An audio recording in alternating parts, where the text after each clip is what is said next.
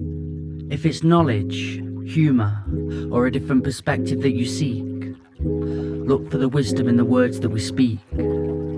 Words and wisdom. We'll let you decide. Welcome back to Words and Wisdom, guys. The podcast where we dive into nuance. You just learned that word today. That's my as new well. word. That's my new word, Go on, brother. Zach, what does it mean, mate? It's the grey areas, mate. You've got your black areas and your white areas, if we can still say that. And then there's the bit in the middle that's the grey area. You got your nuance. You've got your nuance. So welcome to the Nuance podcast of Nuanceness with Rhythmical Mike And Zach Purdy. Zach Andrew Purdy To you guys. with the new fro. Oh, that's just hit me why you called Zap. Wow, blimey. Why has it taken me that long? Yeah, man. Zach Andrew Purdy. Simple as that. Zapping you back to shape and healthy wellness. I just thought it was like zap, like in the face, but it is. Yeah. But also it's your initials. Yeah. Beautiful. It works, doesn't it? It was destined. It's all just dropped. You got a new word, and I understand who you are now. And today, Mikey, we're going to be talking about a little bit of food for thought. Oh no! Did I steal your line? Was you going to say that? I was laughing because the other day when you came, and I had a banana, and then I had some rice, and then I was like, oh no, I'm being judged. So every time you've come now, I'm like, right, I'm gonna leave a lettuce out. So yeah, so when we first started this podcast, when I first came round, Christy was eating a cheese cob, just a cheese cob, no filling, with cheese on top. With cheese on top, yeah. So it was like cob with cheese on top, nothing inside it. Mikey's eating just rice on its own. I'm like, guys, you can't just eat carbs on their own, and you're gonna end up getting fat, or whatever. So every time I come around now, like today, there was blueberries and cashew nuts, yogurt, some nuts, stuff like that out. So that was all. So I see it now. And I don't think he actually eats it. I think he just leaves it out for me to see. It's like me nan when she had things bought for her and she hates them. She puts them up in the attic, but then when that person who's bought it comes round, she's like, get it out, put it on the mantelpiece. Chrissy, get the healthy food out. I bet I'll go and try one. It's like plastic. It's not even real, bro. So yeah, we're going to be talking about food and diet and nutrition today. It's an area that I'm actually really quite passionate about, and I bet you didn't. Passionate about food? Yeah, but like, I bet you didn't know that from me. Like, always been the musical side of the creative. But when I was in Australia, I got into the first podcast I think I ever really got into is a guy called Ben Coomber, and I think he went to like #1 in the iTunes playlist back in the day when it was thriving, and he just had a guy on with him. Oh no, and a woman called Anna. I think her name was Mulan, something like that. And she did a Protein Pal. And they just had discussions all the time. And then they bring on people. And it was just a great podcast. So when I was on my runs and I was doing my workouts, I'd be listening to him and just found out the diet I didn't have any knowledge on. And it was a part of my life that I really wanted to start to shape up on. Because I had a bit of an unhealthy obsession with food before. Didn't really understand different categories of food. So yeah, man, I think it's...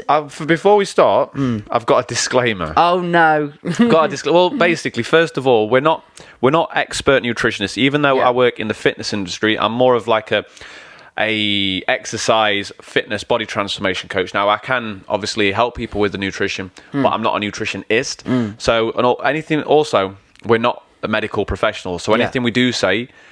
ask your doctor first if we do give advice, and do your own research and trial your own foods and ways of eating and living. So that's just a quick... And that's the podcast in general, man. We never claim to be experts on anything. No, apart from being really handsome. Yeah. We try our goddamn best. But I think these are all my findings, and like you always say to me, it's the individual. Like, stop like putting, here is the perfect diet plan looking at this Instagram page, this is what you need to do to look like this. And it's always just comes back round to who's the individual. Do you have any predispositions? Do you have any health like problems? Do you have like, I'm celiac, for example, and I didn't find out that till very late in my life, and that gave me lots of things that I love to eat I couldn't eat anymore, so I had to find other ways with it. So it's always down to what works for you. Yeah, and that's super important with nutrition and diet is finding a way, not just foods that work for you, but finding a way of eating that works for you, that's sustainable, and that's healthy. God, there's so much to talk about, so much to think about with nutrition. So where do you want to start, Mikey? What do you want to know? What shall we tell these people? We could create a person up in our mind of somebody we know, and obviously thousands of this person exists, but say the person that's been out of shape, like growing on in their 30s and ready to make a change in life, everything can be quite overwhelming is the word I wanted right then. That's all I'm here for. I'm just a thesaurus. Keep chucking me a word out now and then, but it becomes overwhelming, and you don't know where to start. You don't know, like, is it all just I need to go running every day and eating a celery stick and just forget it all, because that you can't maintain that. You do it for a week. If you're trying to make changes in your physical body, nutrition is obviously important. It's probably the most important thing. Yeah. Abs are cooked in the kitchen, aren't they? So they say. We'll get into that. Abs are made in the gym, created in the gym, and then revealed in the kitchen. Oh, I like it. So, if you're trying to make drastic change to your diet and you've been eating rubbish and living a certain way for a set number of years, you've probably built a habit of doing this, and you don't. I wouldn't advise making any drastic changes. I would not immediately. What I would do, and what I do because I drift back into junk food around Christmas, around winter, is I just do it, and I let myself do that. How do I get back into it? I start implementing the foods I know I like that are healthy. So if you like grapes, implement grapes. If you like salad, certain types of salad, cucumber, it's just start implementing it. Don't remove anything. If you've got a sausage cob or whatever, add a bit of rocket onto there or something, just to give it a bit of a. And then you change things. So once you've implemented healthy things, then you start changing things. Change, if you've got a sausage sandwich or whatever, change the bread from white bread to brown bread, or to some kind of whole earth sort of organic bread, and start making small changes over weeks, over months, and that's more sustainable. Because that's what I think people try and do. They look at like the top athletes, or do you know, like when Will Smith was getting ready to play the movie Ali, and he puts up his diet plan and his training regime, they just think, right, I need to imitate and copy that. But he's been preparing for that role all his life. And these top athletes with different genetics to you and everything like that, you can't start looking at it and going, that's for me, that's right, because they've got a whole different way they're living their life. Most of them are only going to work, which is to train that role. They're getting fit. Like top sports athletes are just going to the gym, and then they're going to train the specific skill, and then they're getting the meals prepped for them. And then you're going online and looking at their sort of plan, and you're thinking, oh, I'm going to try this. You're building your idea from them, and it's unrealistic to you that is somebody that works 12-hour weeks, knackered, doesn't like really prep or anything, doesn't want to go to the gym after that hard day, whatever it's being, and you're really trying to just go all or nothing. So to just like what you said, start wherever you are, whatever base level you're at, start finding them. What can I introduce now? Because you can always do better. You can always introduce it, make it a staple or a habit. So if you introduce, say, I always start with my clients to try and get them to sort the breakfast out first, or the first meal of the day, whatever, depending on how we work. A lot of people just eat cereals and toast and stuff, and Sugary. I say, right, how can we implement more protein into this breakfast? How can we make this breakfast more wholesome, more filling, more enjoyable? We look at that, we fix that, we do that for 4 weeks maybe, and then we say, okay, what do we need to fix now? Oh, let's look at your dinner. What can we implement to your dinner? Excuse me. And it is just adding these small things in, waiting until they become a habit, because it takes a while for things to become habit, and then again adding something else on. And that's the same with anything in life: diet, exercise, business, relationships. Rome wasn't built in a day. No, it wasn't. My boxing trainer always... I thought it was what happens in Rome. Rome wasn't built in a day, is what my boxing trainer used to tell me. He was like, Rome wasn't built in a day, Mikey. Imagine the other one, boxing instructor, whatever happens in Rome. Stays in Rome. Doesn't quite work for this one. No, we'll leave that one for another podcast. One for me, like, I've started noticing changes in my body, and that is literally by drinking water. I've started making sure I fill up a little milk carton, and that's 2 litres, and I have 2 of them a day, so 4 litres a day. I've been smashing water, and instantly, like, my underbags in my eyes, the skin, literally my body shape and definition started to change. We're made up of 70% water, bro, so when we're deprived of it, our body takes a hit. Your skin takes a hit. Your eyes take a hit. They stop glowing as well. You've got your bags come up. Your skin gets dry as well. Genuinely start noticing. As well as if you drink water, you might be holding water under your skin. So it's like it's water retention. I can't remember the word before it, but if you're eating salty foods all the time, processed foods, your body holds on to water and stores it, and it makes you look even fatter than you might already be. Yeah. So by drinking bloats you out. So by drinking lots of water, you can flush that out. But not just on the physical realm, but when you don't drink enough water, you get agitated. Your mood takes a hit. You get rather low and lethargic and demotivated. You might find yourself yawning more. You'll get tired and you just feel groggy, headaches. So it's not just... more water helps you to concentrate better, which is going to benefit relationships, business, life in general. So as well as the physical... Well, when you look at a puddle, they always say, like, when it just gets left to settle, it just goes muddy and mucky, and do you know what I mean? Like, you look at it and it's stilled over, but then when it's flowing water and it's constantly being flushed through the system... clear. Yeah, it's clear. I like that analogy. I've never heard that before. I just made it up. Did you actually? That's beautiful, mate. That's beautiful. And I think it's because I was looking at a puddle out there for a second. Not that I wasn't listening to you, but I saw a puddle and we were talking about water, and I was like, that makes sense. That's going to be the snippet, that is. That 100% the snippet. I think let's go, because we touched on the mental aspects of what we put in. So what do you think about what we eat and how we feel and think? I think... feel? With it, it's so much about consistency as well. And being able to keep doing, like, holding up on that. So when I'm eating fatty foods and I'm eating easy to consume stuff and I feel rubbish, that's quite easy to do. Does that make sense? I get used to it and I'm like, right, this is fine. But then I go off a feeling then. When you start eating steak and you're eating lots of vegetables, drinking your water, it's sometimes a bit harder because you've attached yourself to them fatty, nice, sugary, easy to eat foods.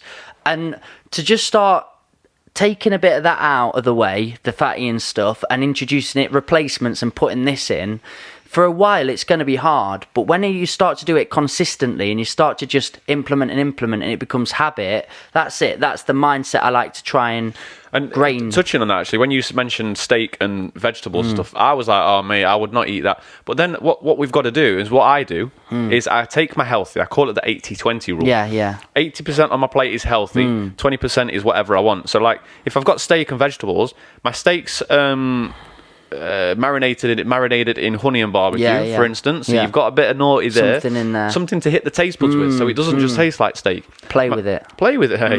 Not on the podcast, Mikey. Just to touch on. So with your vegetables, well, you can do all sorts with your vegetables. You can add seasoning to them as they're cooking. Yeah. You can fry them all up in a pan with a little bit of soy sauce in there. And it's adding these things to make it taste like junk food. That's what I was saying, like, building up good relationship with food, like not just going, right, I need to follow this plan now that you're probably not going to stick to because you're not enjoying it. But if you can build enjoyment into it, then you're going to probably likely stick to it, and then the consistency comes from that. Definitely, man, definitely. And I think if just had a thought, a lot of people find it hard to prepare that kind of food. Well, this is the thing as well, is sometimes I don't have time to sit there and cook chicken or cook steak or whatever. So what I'll do is I'll buy the pre-cooked chicken in the package. Is it as healthy as fresh chicken?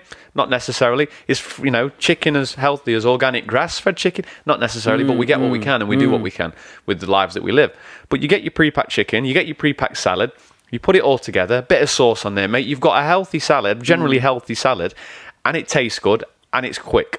So it's about finding something that works for you, finding these quick ways of getting these healthy foods in.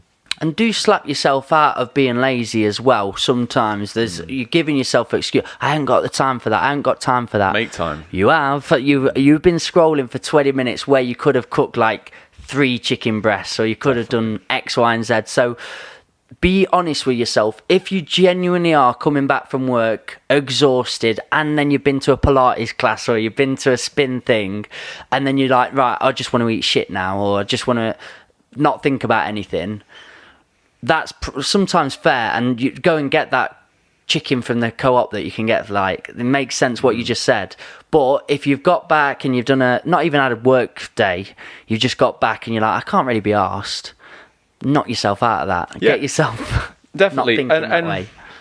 Knock yourself, and also, so knock yourself out of that. Get out the lazy bullshit excuses, and just because at the end of the day, what you put in, you get out as well. Yeah. So if you're putting in crap foods and you're feeling absolutely crap and depressed and anxious as well, because some foods can cause anxiety, and you're feeling terrible, but you're eating shit. And then you're coming to me, or you're going to your partner and say, I'm sick of feeling like this. I'm feeling it. Well, why don't you eat some healthy food? Oh, I can't be bothered. And I understand that when you are depressed and demotivated, you don't want to do anything. But don't complain to me that you're feeling this way, and then I'm giving you the advice, and I'm giving you the tools, and then you're not using it. You've got to eat healthy, or you've got to eat how you want to feel. Building up these relationships, because as well, like we could talk about cheat days. Like for me, I'm somebody that I have a cheat day, but I'm also not eating cakes and not just because I'm celiac, but like all the like really super fatty nothingness foods. I'll still replace it with like stuff that has nutritional value in it, just because I like to feel good at the end of the day, and it still prepares me for the next. When I used to just go, right, today's cheat day, and have 10,000 calories in that day, I always remember like it took me a few days to feel better again, because I've had such an unhealthy weekend or something. Yeah. So there are like I've heard a lot of bodybuilders or professional athletes talk of this. They still enjoy it, like with the honey on the steak and things like that. You can enjoy your food on them days, but just not go down the rabbit hole of like everything and anything. Yeah. And like you said, create a healthy relationship with food. So when you're eating these foods, at first, you might not enjoy them as much as your junk food, because your taste buds need to adapt as well. But when you're eating it, remember why you're eating it. So it's when I'm cutting and I'm really trying to get them. Yeah. I'll be hungry a lot, but I'll mindful. So as I'm eating it, I'm like, okay, the reason I'm eating this is because I want to look a certain way, and I imagine it, and I also want to feel good, because tomorrow I'm with clients, and I don't want to be down and depressed with clients, because that's going to affect them, their progress. It's also going to affect my business. So if I eat this now, this donut, and drink this alcohol, I'm going to be sacrificing tomorrow for today. Yeah. A lifetime on the lips, a moment on the lips, a lifetime on the hips. That's the one. So we've got to start being mindful of when we're eating, why we're eating it, and what we're doing. And also, treat yourself. Like, the way it is if you want to feel good and feel healthy and feel sane and not feel depressed, feel mentally well, is eat your healthy foods, and kind of avoid the alcohol, avoid that stuff. If your goal is to look a certain way, to lose weight, all you need to do is track calories. So it's simple. It's calories in versus calories out, generally speaking. If you're looking to lose weight, you want to be consuming less calories than you're burning. So there's loads of apps out there nowadays. MyFitnessPal, there's Fitbit does its own version where you track your foods, you scan them, and it tells you exactly how many calories you're eating, it tells you exactly how many calories you need to eat to be a certain weight, and then you follow that. So if you are a type of person that doesn't want to get rid of junk food, just track your junk food. Yeah. Talk about intermittent fasting. Have you heard of intermittent fasting? I've tried it before, yeah. I quite enjoy it, because like that's what I have. Some days I'll eat the 3 meals a day or 5 or whatever, and when I had dinner, I crash. I just like I might have some carbohydrates or something, and go to work after like I've had a session, and I'm like, you just want a nap. Oh, God, I don't really fancy this. But when I've had breakfast, it starts me up for the day. Don't really eat within that day, and then at the end of the day, I try and get my calories in. I feel better. I feel pretty energized through that day. 100%, and that's one of the biggest benefits from intermittent fasting. So anyone that doesn't know what intermittent fasting is. Intermittent fasting, the more I say it, the longer it sounds, is basically where you take a period of the day, or maybe 2 or 3 days in some not severe cases, in some intense cases, where you'll take a period of the day and you won't eat for that period. So the general one, the one that I stick to, is you eat for 8 hours of the day. That's your eating window. And then you don't eat for 14 hours. Is that right? It's 16 hours? 16 hours. Okay. Yeah. How many hours in a day? 24? 16 plus 8 doing is 24. Doing all this maths now for me, yeah. So, you eat for 8 hours, you don't eat for 16. So what I'll do is I'll have my last meal at 8 p.m. And I'll have my first meal at 12 p.m. the next day at noon, generally speaking. What that allows me to do is it allows me to focus in the morning more, because when you eat carbs, you get an immediate rush of energy, and then it drops just as quick as it goes up. What goes up must come down. So you don't get that in the morning. And during that time as well, do you reckon that your body, and there's studies to prove this, your body actually allows fat stores to release their energy so that you can use it? What that means is you can burn fat more effectively and more efficiently during that time that you've not eaten. Because what happens is when we eat, the body releases insulin. Yeah. Insulin's job is to stop burning fat and start storing fat. So as soon as we eat in the morning, we're saying to the body, you don't need to burn energy today, you need to store it. And then we eat again, and we'll probably snack, which again, insulin goes up, we stop burning fat. Then we eat at dinner, and insulin goes up. Yeah. Spiking. It's just completely spiking, messing up all your blood sugars and stuff. By intermittent fasting, you allow your body to do what it's supposed to do. We're not designed to wake up in the morning and eat, because we eat the night before, don't we? We eat the day before. And what happens with the food that you eat in the day? The body stores it at the night when you're sleeping, where it needs to be, ready to use as energy. So imagine taking your car to the petrol station at night. You filled it up the night before, and then you leave it to sleep. You leave your car to sit on the road. If you went to the petrol station the day after in the morning and you tried to fill it up again, what's going to happen? It's going to overflow. It's going to overflow. The diesel or petrol is going to go everywhere. Now, what happens in the body is if you eat in the morning, it's got nowhere to go because the stores are full. So it goes to here. Fat is like a store. Your stomach, your abdomen, and fat stores is just to hold fat, hold energy, so we can use it again. Because obviously, we evolved from creatures that didn't have Tesco's and Waitroses. Waitroses. I shop at Aldi. So we didn't have all these stores on every corner. Our bodies had to learn to store fat. And now we've got we've got food on demand. All you have to do is walk in the next room to the kitchen. So, I mean, that's a good idea as well. Like, don't stock it in. Like, if you've got all, like, the chocolate in the cupboard and biscuits and you've got a cupboard designed for it, sometimes just have a special treat in there, but you don't don't keep it in. Filling it. But back to intermittent fasting.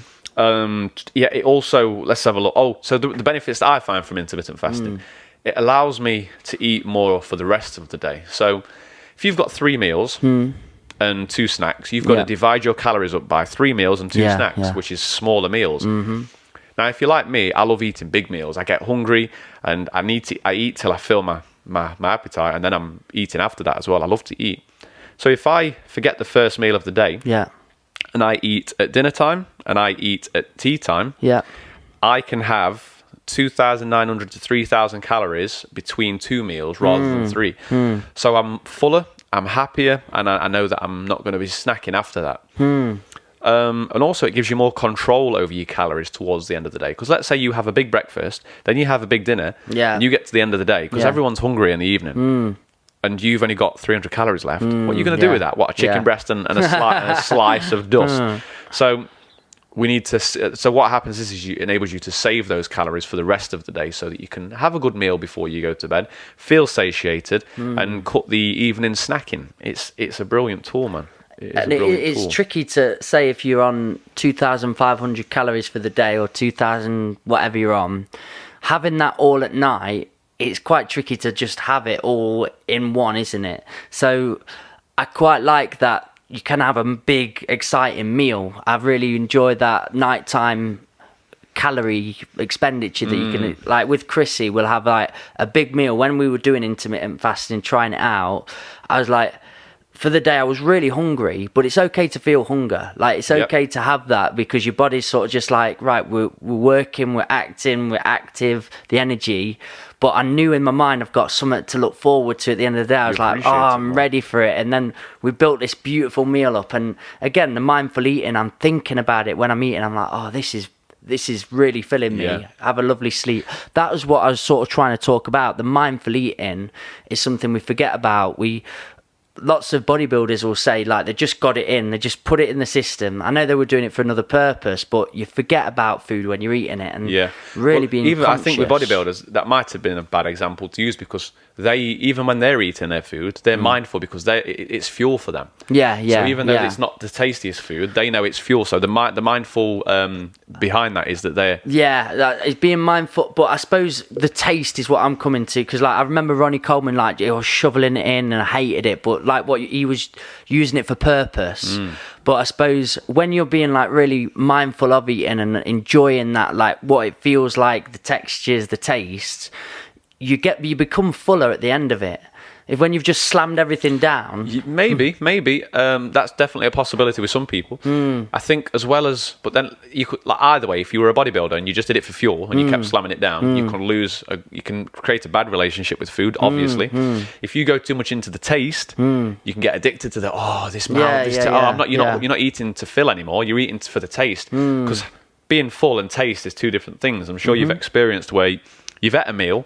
Oh, I'm stuffed. Do you want some pudding? Oh, yeah. Because you're not eating to be full anymore. You're eating for the taste and the texture. So it's like everything in life. You go out too far either way. And you nuance. Get back in that nuance, Mikey. What are you doing in those black and white areas? Get back in your nuance.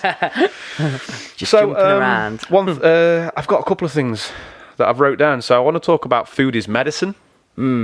So a lot of the times we suffer with anxiety, depression, and all these mental health issues, yet we're drinking alcohol, which creates anxiety the couple of days after. Also lowers the mood. You've woke up with a hangover and been like, I just don't want to speak to nobody today. I feel rough. The foods we eat as well. Sugar's one of them. It can give you a high and then give you a crash. Food hangover, mate. You carb comas. But there's foods out there that are medicine. So if you've got ailments and conditions, and this might be a touchy subject, because if you've got ailments and conditions and doctors have said there's no cure, doctors aren't paid to prescribe herbs and foods. Do look into your condition and say, is there any foods that can help? Not cure it, but can kind of help it. I take a supplement called 5-HTP. Yeah. I'm not saying anybody else should take it. I'm saying do your research. I use it for cognitive skills. Benefit, yeah. It helps me to think faster. It helps me to remember. I started taking it for anxiety because I remember I was in the gym and there's a guy that used to work with supplements. Harry, his name was. Top bloke. And I said, look, you worked in GNC and stuff. Is there anything I can take to relax a little bit? He says, try 5-HTP. I've been on it for 2-3 years now. When I come off it, I can feel myself lethargic, anxious and depressed. Yeah. What 5-HTP is it's the precursor to serotonin in the brain. Serotonin is like the feel-good hormones, the happy, relaxed. It's also a natural pain suppressant. So the 5-hydroxytryptophan gets converted into the serotonin, makes you feel good. But you can also get that from foods, is what I'm trying to get at. Yeah. So you can get it from bananas. Yeah. You can get it from dark chocolate. I think you can get it from certain types of nuts. Not those kind of nuts, Mikey. So is this like an antioxidant? No, it's a herbal extract. Okay. It's from the griffonia seed. You can get it online pretty cheap. I get mine off Amazon or naturesbest.co.uk. Not that we're sponsored yet, but maybe one day. It's getting there. And one radio show in. So but I think your camera just... Cheers, buddy. And so food is medicine. There's all sorts of things. Vitamin D. If you don't get your vitamin D from the sun, which we don't in England very much, it's worth either eating vitamin D high foods such as mushrooms. I think is fish high in vitamin D, maybe. I've not heard on fish, mate. I know there's iron in certain fishes. Vitamin E in fish. Yeah, in your oily fish. But vitamin D, get it from your foods. If you can't get it from your foods enough, take it in a tablet. That's going to help with skin. It's going to help with mood. It's going to help with hormone production. It's going to help with bone strength and all kinds of stuff. And also, they know that vitamin D helps with the lungs, which at the minute with coronavirus, vitamin D has been helping to... I think people who was dying of coronavirus had super low levels of vitamin D. I've heard that, yeah. So, and there's all kinds of supplements out there. So if you're feeling a certain way, before you go to the doctors or in conjunction with the doctors, look into the natural side of things, the food. Are you eating how you want to feel? If you've got anxiety, are you drinking alcohol? And are you doing this? And are you making it worse? Is there anything you can implement into your diet to kind of, negate those negative And also, are there any things that you might not be aware of that are harming you? One big thing for me was like cumin. It's in everything, and we did sort of an exclusion diet because I've even today like been a bit bloated, and I looked and I'm like, yeah, but I'm celiac, so I don't have wheat in there. I try not to have barley, loads of things, and I'm like, I'm still getting bloated, or I'm still like having irregular toilet patterns, or like, and it's not good consistency, I tell you there, Zach. Nice. But shit talk with Zach and Mike. And a lot of pain, and that's affecting my mood, like when I'm lethargic when I'm thinking because I've had a bad meal or something. And we did an exclusion diet, and we worked out cumin was something that I really struggle with. Yeah, it was, figure out what doesn't work with you. Yeah. And like if I say I'm lactose intolerant, so when I eat too much cheese or drink too much milk consistently, I get eczema in my elbows. My farts absolutely stink, can man. only but imagine. Oh god, man, it's awful. I wake up in the middle of the night. Sorry. So you have these external things, but you really we don't know what it's doing to our mind. So start doing the excluding. Exclude things like, your main things like milk, soy, or gluten to start with, and then see where it goes from there. So I think, have you got anything? You said something in a podcast. A few podcasts back about the stomach being a brain, so it might be worth. Oh mate, don't get me on the second brain in the stomach. Tell us, man. Tell us. It's got the same responses, hasn't it? So the what is it? The fibers or the electrons that are in your brain are also in your stomach. Yeah. There's a book out there called Your Third Brain, or the Second Brain as well. Is it? If we've got three brains, is it supposed to be? If the penis cat, sometimes I think with my penis. So. Is that true? No, I think it's like when women say you think with your penis. Yeah, maybe I've heard, again, there's like receptors that are in each. Well, okay, so just to... in but semen, I will be hashing this up. Definitely, mate. In semen, there's... it's the same made of the same fluid as the spinal fluid, as the cerebral fluid, which goes up to the brain. So maybe there is some kind of relation between... I think it is called the third brain. There's a gut brain, but there's also one supposed to be... in the penis. Yeah, we'll have a look at that. Well, with the gut brain, so if you're putting crap food into your gut and it's got brain cells and sensors, you're basically feeding your brain toxic stuff. So this brain and how you feel is going to be completely off. So. And did you hear that where they were injecting like a healthy bacteria from the gut, like one gut into another, like basically like poo particles into others? It was again a really interesting study came out where people that had so many like problems with celiac, with this, with that, they'd take out healthy gut flora from other people and put it into the gut that wasn't functioning right, and it was having massive dramatic effects, and people like basically healing being a celiac or being many things. Wow, that's incredible.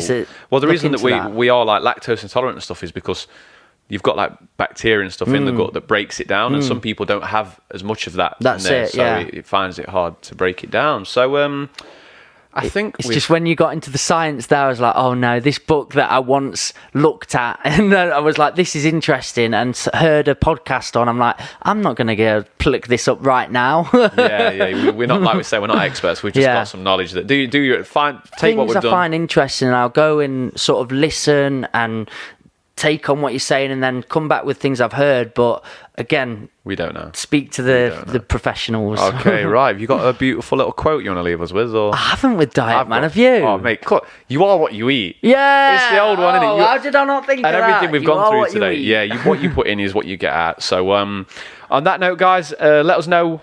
Let us know what you're intolerant with. let us know about your intolerances. And if you like this, give it a like.